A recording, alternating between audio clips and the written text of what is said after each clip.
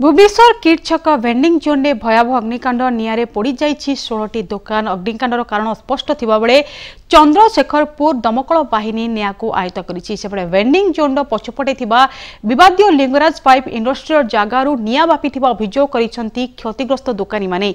अग्निकांड रे vending zone रे थिबा परिबा फल माछ और मोबाइल दुकान सहित दुकान गुड़िकरे थिबा लक्षाधिक टंकार जिनिस पत्र पोड़ी पाउंस होइछि। अग्निकांड कारण स्पष्ट थिबा बेले भेंडिंग जोन पछपटे थिबा विवादित लिंगराज पाइप इंडस्ट्री जगारु निया व्यापीथिबा अभियोग करिसंती क्षतिग्रस्त दुकानी। चंद्रशेखरपुर दमकल बाहिनी घटनास्थल में पहुंची निया को आयत्त करिछि।